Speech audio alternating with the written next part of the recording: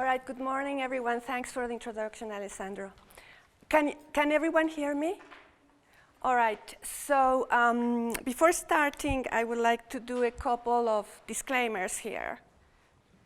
Whoops. All right, so the first one is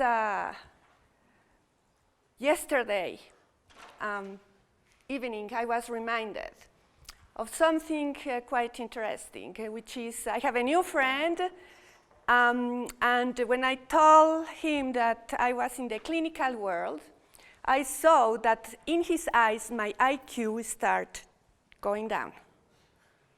Okay, so I'll take it. It's down there. So I'm your dumb clinician, all right? So have mercy on me. Now, I want to know more or less here the makeup of this group. So how many of you students have computational, neuroinformatics, mathematics approach to life? Okay. How many of you are psychologists, biologists? Okay. Physicians? Yeah, I figured. Okay. So I hope that I break structures for everyone, okay?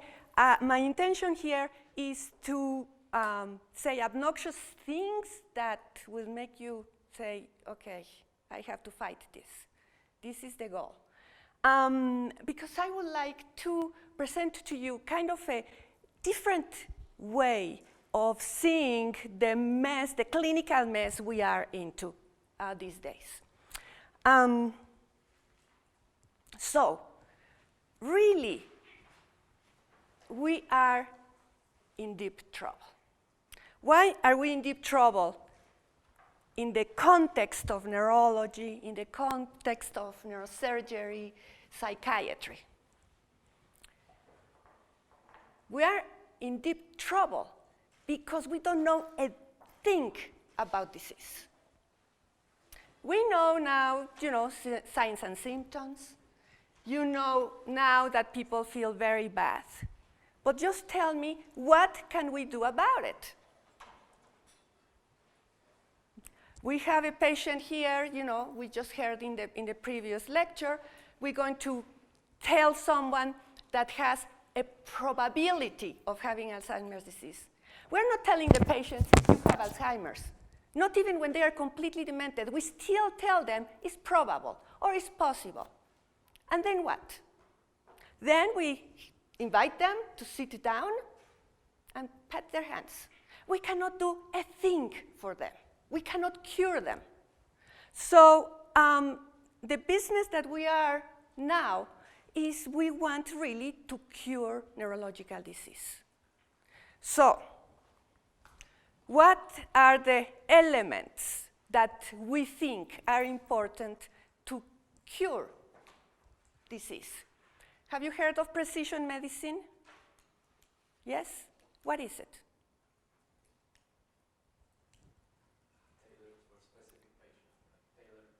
Tailor for specific patient.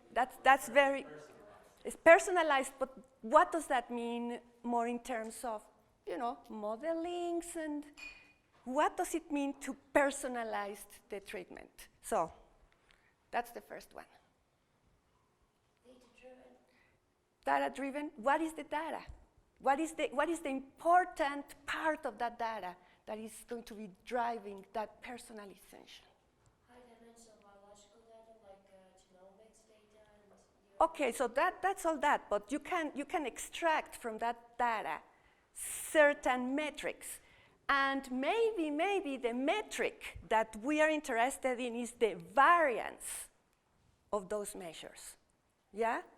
Why? Because those variations are going to give us the personalization. So we, in the virtual brain, thrive in variance because that's the personalization part. But that's just the beginning. The second aspect of it is that we need to understand the mechanisms of disease. How are we going to do that? Where do we start? So, you know, we have hundreds of years of having physiological studies, anatomical studies. We have studied molecules. We have studied synaptic contacts. We have studied groups of neurons. We have studied whole brain neurons, all the scales.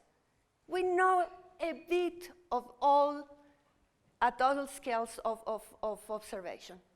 However, you guys and us, what we're trying is to combine all those. And in the virtual brain, the interest that we have is to actually determine how the brain switches from one state to the other. Because right now, everybody's sleeping. Okay, so if you're not sleeping, maybe the jumps between the levels are a little bit faster. If you're sleeping, then, you know, they really slow down.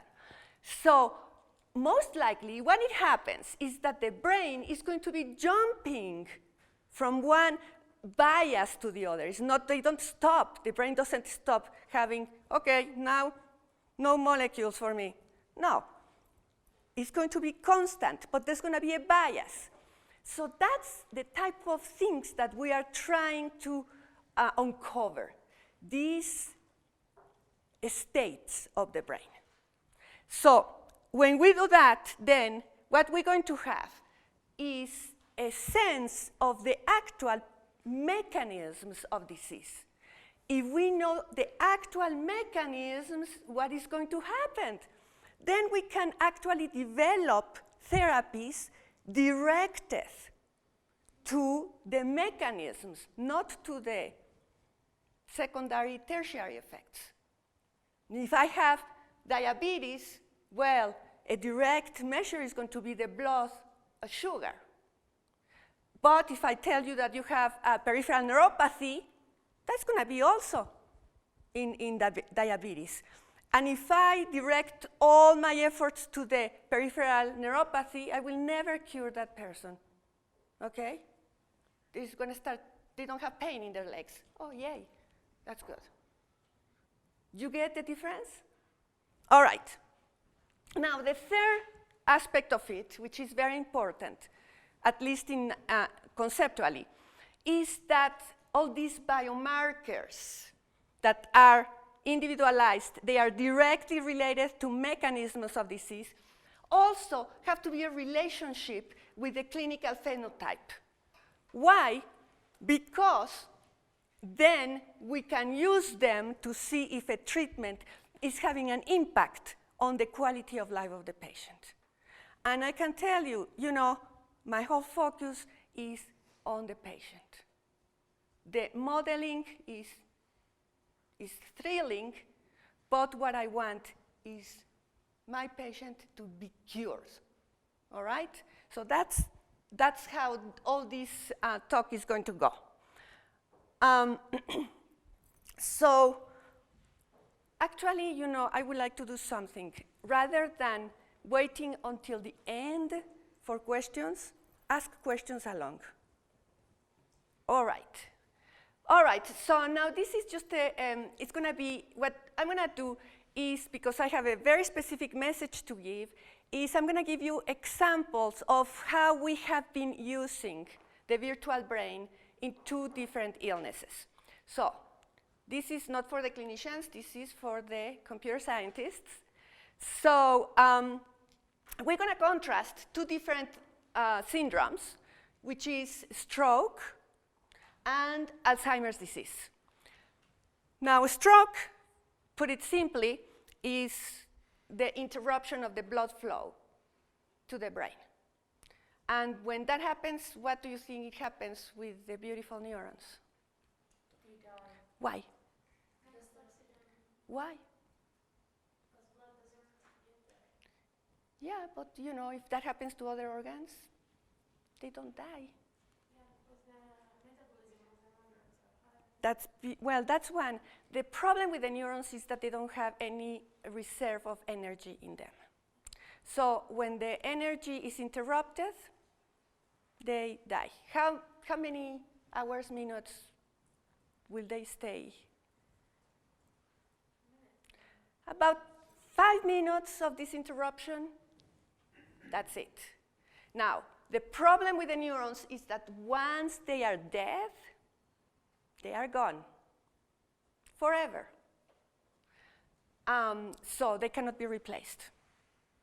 Okay, so that's a stroke. Alzheimer's, well, now you heard a bit about it. We have 2 hallmark neuropathological markers, which are the neuritic plaques, that are sticky messes all over the brain. If there's anyone here besides me above 40 years of age, you have plaques in your brain. You don't have neuritic plaques, but you have plaques, which is one of the problems with, scanning plaques. Doesn't mean that you have Alzheimer's. That means that you are over 40. Okay, and these are the neurofibrillary tangles. You see why they are called tangles. You can see the coiling of the protein. Those were neurons. Those are dead. Those are tombstones. I did a bit of neuropathology of Alzheimer's, so those are my pictures. So not of my brain, of someone else's brain. All right, so these are the 2 hallmarks. Can this be epiphenomenon? Yeah, still, we consider that these are hallmarks of Alzheimer's, but they are not unique to Alzheimer's, and they may not be actually even part of the mechanisms. They still, maybe. Okay. Now, here we have a table that just compares certain aspects of these diseases that make them really contrasting to each other. A stroke is the cause of disability #1 in the world these days. Why is the cause #1? Is because now with technology advances that save people in the acute phase of stroke, we have survivors, more and more. But they are not intact. They are quite disabled. #3, cause of mortality. Before it was cause #1. Now, yeah, we're good. It's cause #3. But that increases this. Alzheimer's disease, this is actually even more prevalent than Alzheimer's. Alzheimer's disease, we are getting older as population, so the incidence of Alzheimer's is increasing exponentially. So in few years, that's going to be health problem #1 in the world. Okay, so we have to do something about it. A stroke, as I mentioned, is an interruption of the blood flow. Now, the important thing here is that it's a sudden change in the brain. Suddenly, you are okay. In the next minute, you are not. So the brain has a sudden attack. That has very big implications for the physiology because the brain is very pesky. It defends itself. So when you have a damage or a change, the brain reacts to that damage. This is by surprise, bang, even if it's with hypertension or whatever. Whereas in Alzheimer's, it's a progressive damage. It gets done little by little. So that means that the brain actually is able to compensate for a long time. So people that will develop Alzheimer's late in life maybe have this incubation way, way before any signs of symptoms of the disease, way before. All right. The damage in stroke is related, the primary damage is related to the blood vessels that are occluded or hemorrhagic. Yeah? So it's like a Russian roulette. Can be anywhere in the brain. So symptoms are very, very different. Okay. In Alzheimer's, the typical perspective is that starts in the ventromedial temporal, where you have both plaques and tangles. And from there, it kind of spreads out. A stroke can happen at any age. You know, you have babies with strokes. That's cerebral palsy. lucky thing, it's most adults that suffer it. Alzheimer's disease, older population. I know, can be familiar Alzheimer's that starts much earlier. I think that the earliest case that I saw was a 27-year-old woman with dementia. Sad. Now, in a stroke, we see some functional recovery. So that's it. People after a stroke can recover functions. Do they get perfect? No, ever. But they can recover. Whereas in Alzheimer's, there's a progressive deterioration. In a stroke, our typical question right now is who will recover? If a patient comes to my office right now, can I tell that patient 100% sure you will recover or not? Of course, working on it is not a miracle, right? Working on it, can you recover or not? In Alzheimer's, if someone comes to my office, will I say to this healthy control, oh, you're going to be MCI, you will have mild cognitive impairment in this time, or you're going to be Alzheimer's in that time. Not probable, not possible, you will. So these are the hot questions these days. So then for stroke, what we need to do is to work in treatments. And in Alzheimer's, we have to work on ways to prevent any development of neuronal damage. Okay, questions? You see the contrast? So that means that because these two illnesses are, even though they are neurological, they are completely different. So we cannot do the same modeling for both. We can use the same tool, but not in the same way. Okay? Make sense? All right. Okay, so now, lesson number 1. How do we do it in the virtual brain?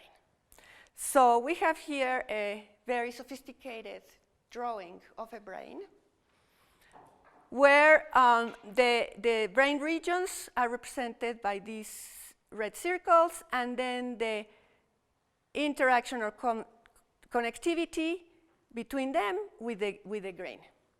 So what do we do right now is that we can record the brain activity, with many different machines. We can record the brain activity in the way of EEG. We can record brain activity in the way of functional imaging or magnetoencephalography, or intracortical recordings in epilepsy. But in reality, these outputs are generated by population responses from groups of neurons, right? Those are represented right here. So when the virtual brain was starting to be developed, the question was, how can we recreate these raw recordings? How can we simulate these raw signals? So, what do you think? What elements, physiological elements could we put into there to generate those signals? So just imagine your favorite system. I don't know what ticks you, if you are doing sensory, motor, cognitive, whatever. So you have groups of neurons, bang, bang, bang, just discharging. And that creates a field potential, let's say. How that field potential got generated in the big picture?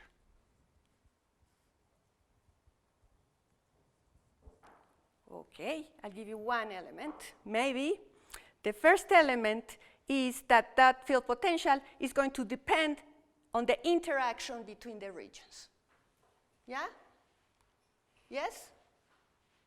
And how can we get that? Maybe like an anatomical connectivity. That's beautiful, that's perfect. We can obtain a metric that is going to give us something for that with anatomical tractography. We can get a structural connectome that is going to give us some type of measure between these two. Perfect. Yeah. So that means that this is an empirical data. Are the connectomes of everyone the same? No. They are different. Why are they different? Or in what sense should be different? They can change as well, yeah? Like from within neuroplasticity and say, Beautiful, right. If environmental changes, right. experiences. So how many of you ski? All right. I cannot believe it. There has to be more. All right. So if you are okay skier, maybe your motor areas related to motor balance, just vestibular, your cerebellum, then maybe your tracts may be a little bit reinforced, may have more weight because you have those abilities. So if I compare my brain with yours, mine are going to be just this little, two axons right there going to cerebellum.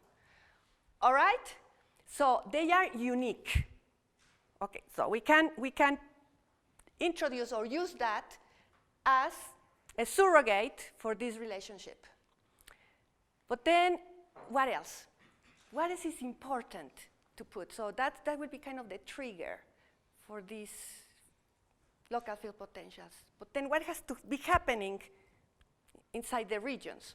So maybe also like some sort of balance between excitatory and inhibitory. Beautiful. Beautiful. So there's going to be a set of physiological rules or dynamics. That's how I'm going to be using dynamics as the rules that are controlling the function.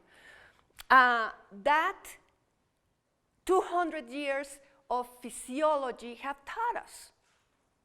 So we have models already in place that go from the cellular to the mesoscopic level. So it gives us how groups of neurons behave, and those groups are going to be depending on how unique neurons behave. So to the formula then, we can add dynamical models of local brain areas. So if we add this plus this, then we said in a very arrogant way, we can simulate the local field potentials. Yay, so we simulate local field potentials. How do we know that the local field potentials that we are simulated are correct? Well, we have empirical signals here, right? So from here to here is easy because we know that what the machines are doing. So we translate these local or these raw brain signals into an fMRI signal or into an EEG signal or into a MEX signal. And once we have these simulated signals, we can compare it with the empirical signal. If they match, then we say, ooh, we have nice parameters here and nice parameters here that we can know. And then we can say, okay, this is what happens with healthy controls, this is what happens with patients. You see? Yes? How do you distinguish between all the possible parameter sets that give you the same result? See, when I'm crawling, you are running, that's good. So that's what we're going to do in the exercises, and so what we have is what we call parameter exploration and then parameter fitting. Why? Because the models have parameters that have different weights. So not all parameters have the same impact on the model, for instance. We have certain graphic ways of seeing what's the best bet. So what's the conventional dimensionality of this space of options? What How is many the options generally you have for a single pattern of possible parameter states? You'll have to wait until we go over the thing, because it depends on the model that you're using. There are certain local models that have 5 parameters. Other local, one of my favorites that has over 20. But see, here the question is not what's the, as a modeler, okay, just tell me which parameters. The message is is that depends on what you are studying and what parameter is going to give you a sensible answer.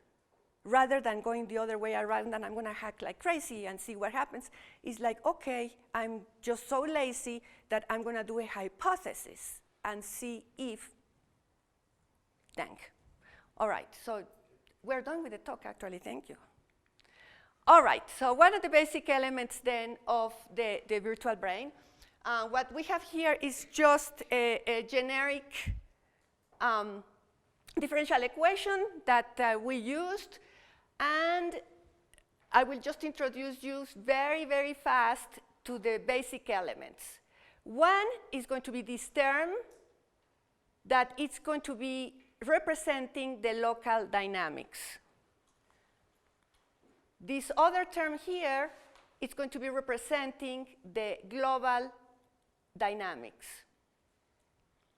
And then, of course, we have noise, because otherwise we will have nothing. And then here, is going to be representing, this is going to be determining the state variables of the different models. But at the end, what we're going to have is a simulation of neuronal activity. Super simple for now. We're going to go deeper and deeper on this over time. So let's start a little bit with the global dynamics, which are represented or derived from the diffusion weighted, which are the connectomes. Here, we use two different metrics. One is the pathway weights. So we do tractography, and we want to know the weights of those connections. Does that make sense? It's the degree of influence of one region over the other. Yeah?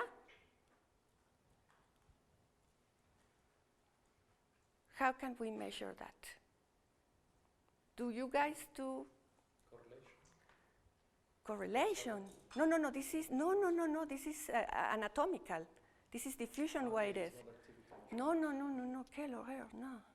So we can measure maybe the thickness of like white. You can measure the thickness, so fatter tracts may be more important tracts. If you have a big road, may be more important than a thin road.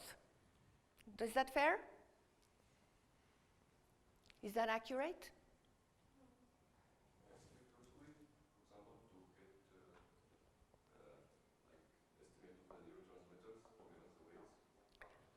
The neurotransmitters. Well, since these are long-range connections, I can tell you that the neurotransmitters in 95% are going to be glutamatergic. The concentration, but where is the concentration? It's going to be in the synapses, right? If you are using that tract very much, the concentration is going to go down when the actual weight is going to go up. So all these considerations are good, are great, and it would be awesome to have them, but we don't. But maybe one of the more important, but following your lead, may be to know where those connections are hitting. If they are hitting up in the dendritic spines that are in the tallest or the farthest dendrites versus cell body, yeah? One will have much more weight than the other. But with the elements that we have, if we have the thickness of the tract, what does that mean? The thickness of the path. That we have more axons? Yeah? How do we know that we have less axons that are fat versus many more that are thin?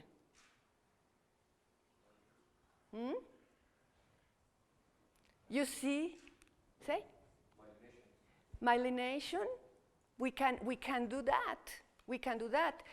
You can do surrogates of the myelination because that processing and all that takes a bit. You can do a normalization with radial diffusivity or fractional anisotropy to give you a sense. Yeah? If you have many thick or less thick and many thin. If you have many thin and fewer thick, which one is going to have more impact?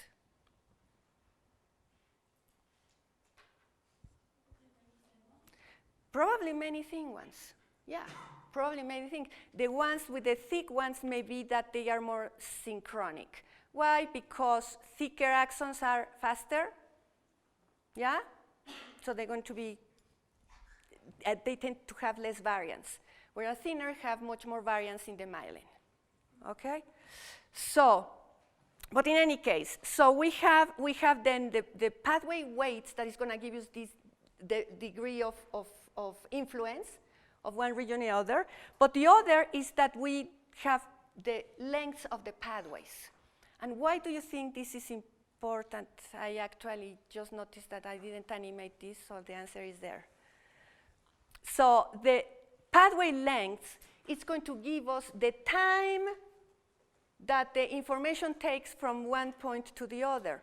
If two regions are very far, yeah, the information is going to take longer than if the regions are closer, right? So this allows us to track subnetworks, functional subnetworks over time. Here, it's going to be representing the tracks that are shorter, longer, longer, longer, longer. Yeah? So I think that this was, my colleagues from the virtual brain, it was genius to add that, because this gives us a time resolution on the signal, on the modeling. Okay? But you measured the weight, I didn't understand very well. What is the weight? Is the thickness? Well, you can do the thickness, or you can do the thickness normalized by DTI metric. So we use both. The thickness is going to give you the degree of influence of one region over the other. If you have a very important tract between two regions, that has to be an important tract. You're saying in the model or in the structure that you are measuring? I don't understand. Well, we're going to put the structure into the model. We're going to use that information in the model. But you have the structure that you measure with the anatomical cartography. Mm-hmm. And then with this, you want to say, well, this region is super connected with this one. So what do you look in the real system to say that it has a strong weight? Okay, so for you. So from these physical measures, we're going to derive two parameters in the model. One is the conduction velocity, that is going to be global, and the other is what we call the long-range coupling. And that long-range coupling is one of the most interesting parameters, because that is going to give us a sense of the balance between what is happening locally versus what is happening globally. So if in health, this global coupling is like this, in disease is maybe like this. Okay? So it's right now we're working on that, but it's a correction, or it's a numerical value that gives us this balance. If G is higher up, that means that the local dynamics are the ones driving the brain signals. If it's the opposite direction, that means that the global are driving the action. So that gives us a sense of the mechanisms of what is happening. That gives us a sense of which scale the brain is operating at, or is being biased. I know it's a lot to take right now, that's why I'm going very slowly. And we're going to be repeating this over and over because it's an acquired taste. All right, so what do we do for the local models? For the local models, as I said, is based on years and years of physiology, so the possibilities are infinite. And what has to do when one has a clinical problem is to see which model fits better our own understanding of disease. That means, I tell you, the virtual brain is not an analysis tool. you have to have a hypothesis. Otherwise, one drowns in the so many possibilities. One has to have an opinion of what's going on. Even if it's wrong, I'm always wrong, 100% wrong, always. But my thinking is directed somewhere. So, here in the local models, what we did for stroke is we used one of the local models, the Stefanescu-Girsa 3D modeling, which is a very nice but very complex model that can give us oscillations in the brain. That's one of the features of it.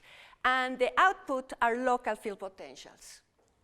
That, I understand. I can interpret local field potentials. In Alzheimer's disease, we used a little different model because it was kind of an exploratory study, at least what I'm showing, I will show to you. And it's the reduced von-Wang model that Gustavo Deco actually modified. And we have is modeling firing rates. So both of these models are going to be dealing with couplings between excitatory and inhibitory populations. So that's the commonality.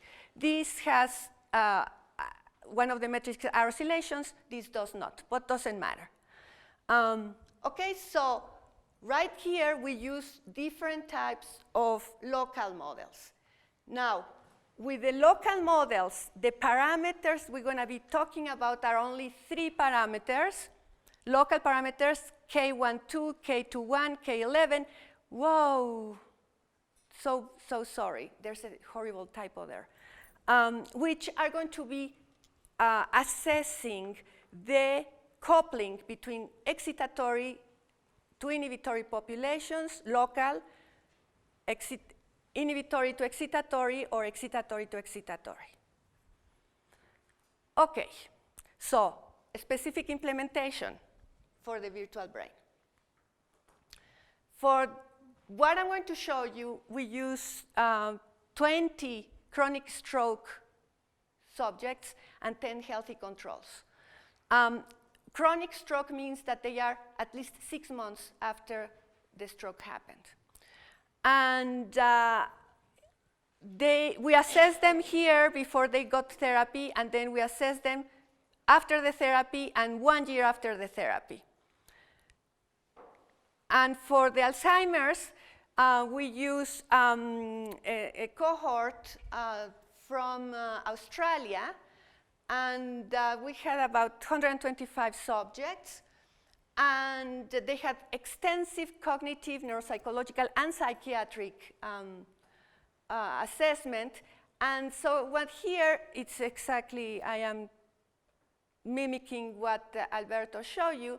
We have them from people that are cognitively normal to Alzheimer. And, but then you see I am very biased here because I do neuropathology, and plaques and sometimes tangles, they start developing very, very, very early on. The ones that you saw is when the disease is really, kicking in. So, but our idea is actually, check if these are really the blessed one intact, but here you're going to have people that are going to end up here, okay? So that's what we call the process of Alzheimerization. I can tell you that the very old that are cognitively intact, those guys are supernormals, because up to 65, cognition goes down, but later on, if you reach a point, 85 or 90, if you are okay, you're going to die before you are not okay. So those are the supernormals. All right. So typically in TBV, what we have then, we have MRI acquisitions that include the T1 weighted, which is anatomy, resting state fMRI that goes these days for about 10 minutes before people start sleeping, and some type of diffusion measures to get the tractography. Then we generate the individual structural connections. We generate individual functional connectivity. And then for the virtual brain, we have certain steps. First, we need to select the local model. As I said, it has to be hypothesis-driven. Then we do parameter exploration and fitting. And then we generate, in this case, the fMRI response. And then, to validate the model, we do comparison between the simulated and the empirical time series. And then after all this, as I mentioned originally, we have to correlate the parameters with the clinical phenotype to give it a little bit of sense. Okay? So now with the stroke, what we did, it was simple. We did a simulation of the whole brain. Why did we do that? Because I told you the lesion is almost impossible to really detect clearly. We can know where the hole in the brain is, but that doesn't mean that we know where the degeneration is, because there's transneuronal degeneration afterwards. So we did whole brain. In the Alzheimer's, well, here we have, a healthy control. Here we have a person with mild cognitive impairment, and here in Alzheimer's. It's the same level of the brain. You see the difference? Yeah? It is pretty sad. So when people are here, what are you going to do? All right, so now we had a paper very long time ago, about 1994, we had a picture like this with the distribution of neurofibrillary tangles and neuritic plaques, but it was in 2 dimensions, and I thought this was more pretty. So you get the 3-dimensional one. But the point is that, as he mentioned, the distribution of neurofibrillary tangles and neuritic plaques is not the same across the brain. But at least for the neurofibrillary tangles, which are my favorite lesions, they favor the limbic lobule, including the classic limbic lobule of Paul Broca, basically. You know that one, yeah? Yeah, the computational people? That's all right. Limbic regions, which actually control emotions. All right. So for the Alzheimer's, then we did something a little bit different. First, we did the whole brain modeling just for the sake of it. But then we did just a modeling in a limbic subnetwork, because we know that the disease, these pathological markers are there to begin with. And then we took those results, embedded it in the whole brain, and did a whole brain again. But these little ones were fitted. Okay, these are the parameters for this little network, that's it. We put it back, and then we do whole brain. So the question was how well embedded the limbic lobule was versus the whole brain. You see, this is very different because we know where the pathology is. All right, so now here, I'm gonna just repeat myself a little bit. How things go is that we take individual tractography and anatomy, and we input this into the NeuroInformatic Platform.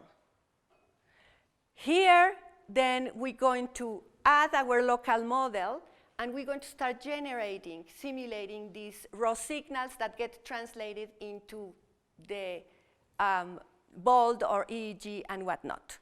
So we start comparing our results. In this case, it's just functional connectome simulated versus functional connectome empirical until these 2 fit.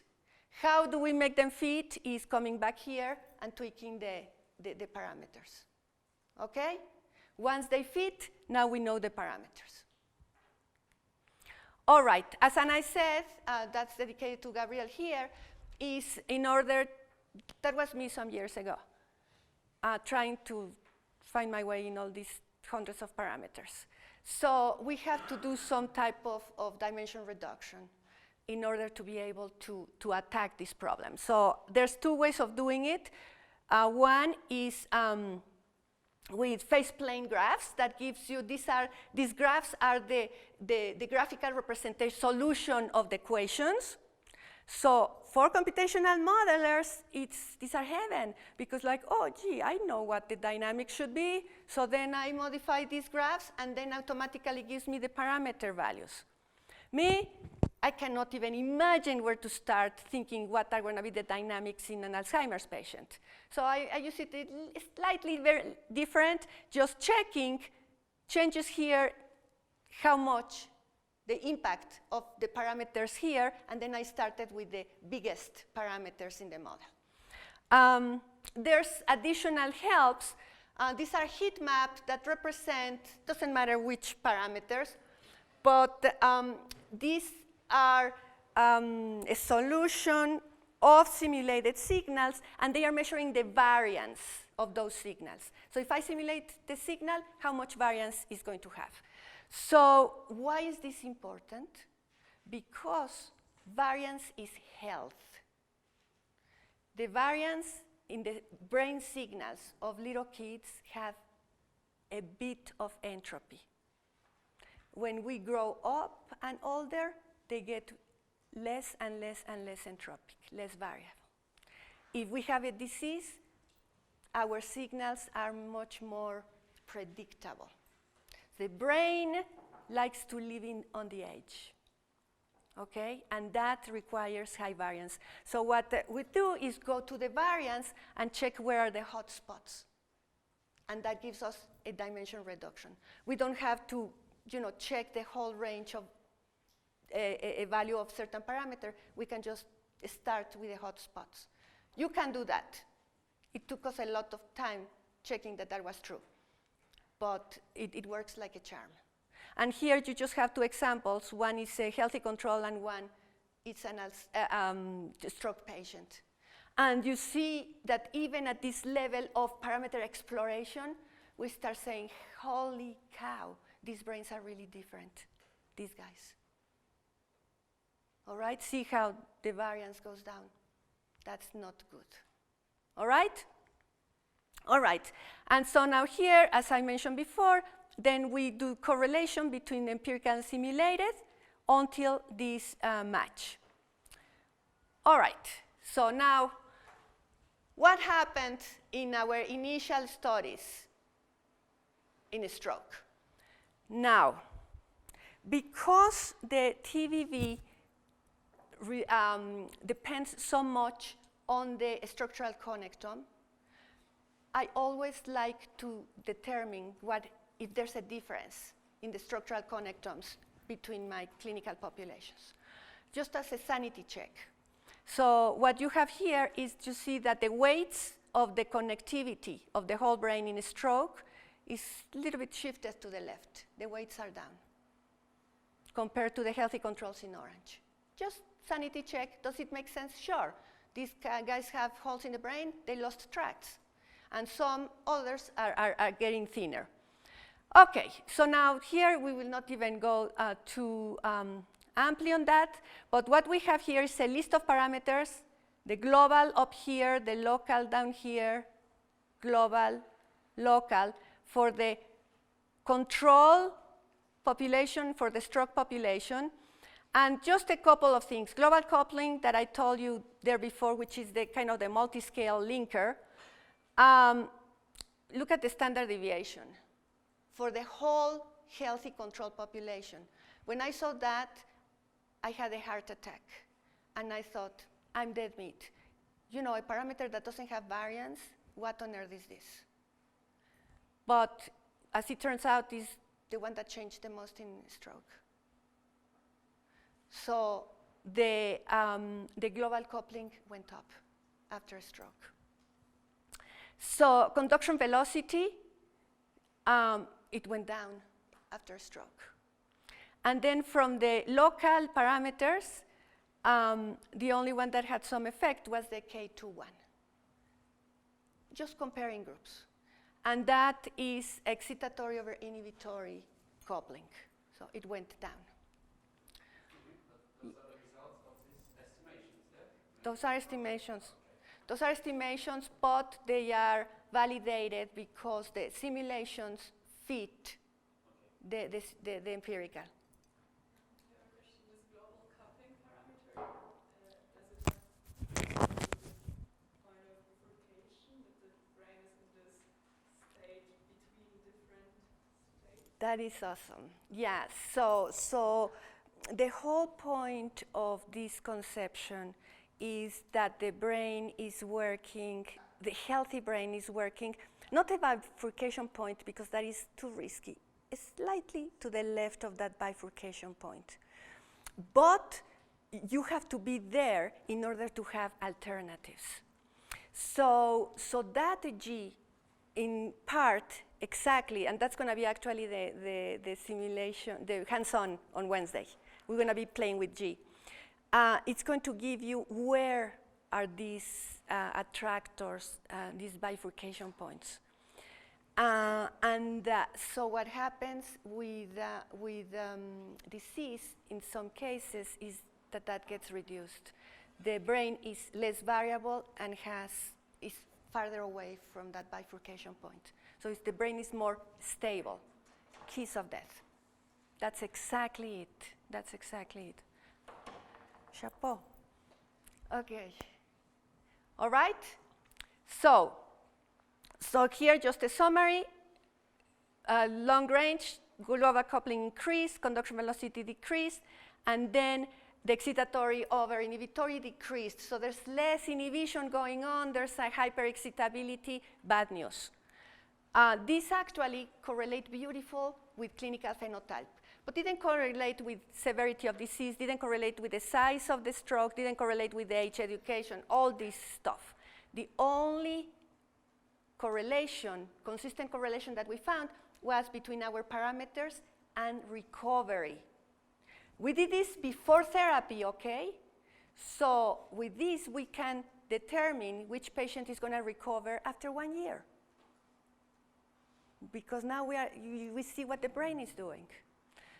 Okay, so I am going to skip this, which is pretty cool, but if someone has curiosity, I'll tell you, because we try a therapy in the model as well.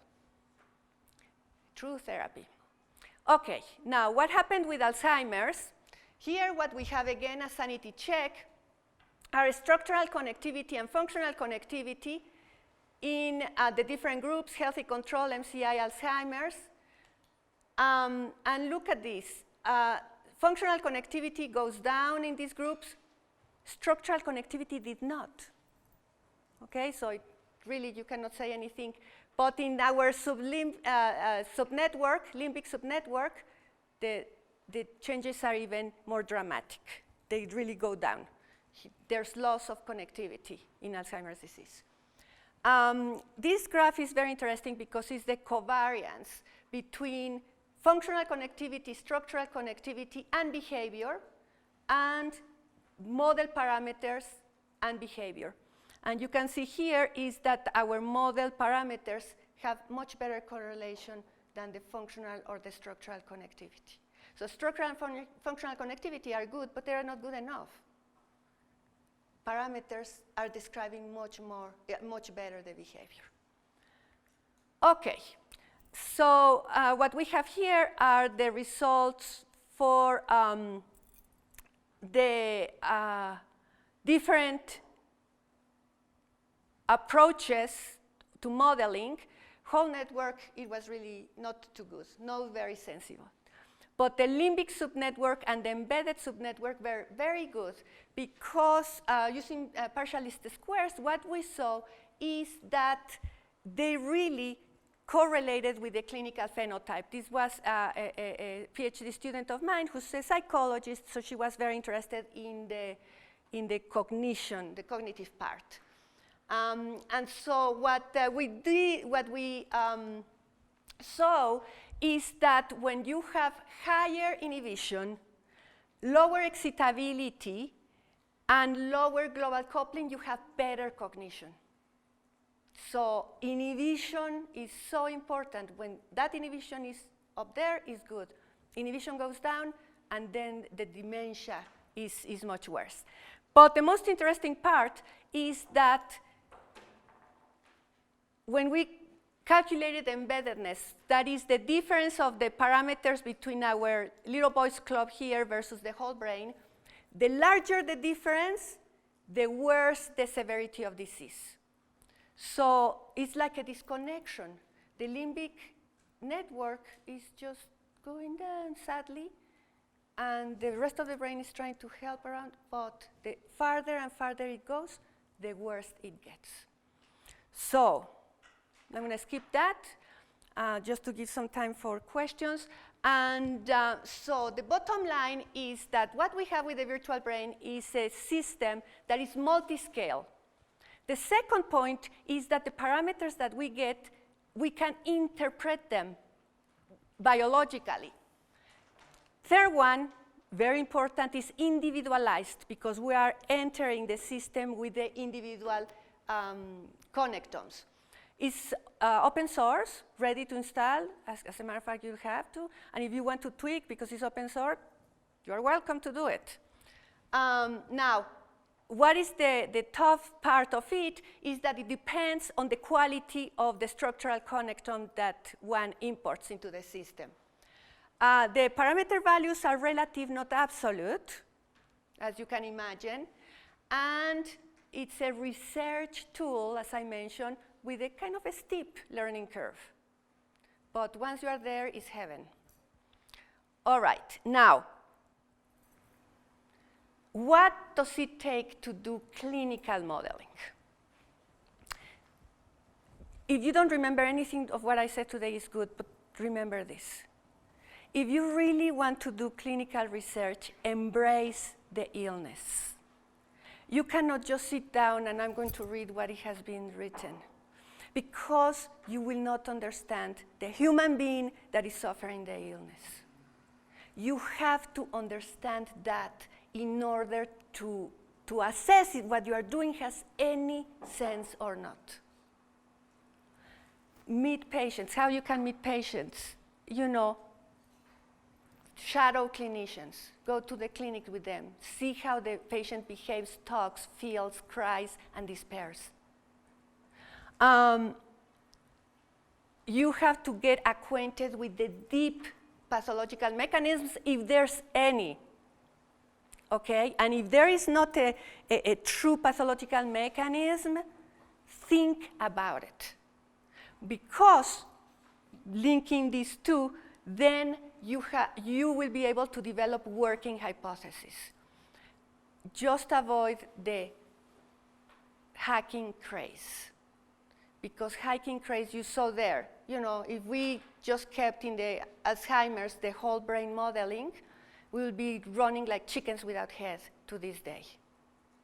It has to be targeting. You are wrong, you are wrong. You learn a lot every time that you are wrong. Okay, but you really have to understand the disease.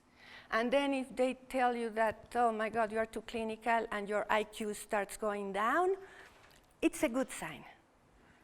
It's a good sign, because then you can do something for the patients. That's what this is about, all right? At least from my perspective. All right, guys, and all these are my partners in crime, because of course, you know, nobody does anything alone.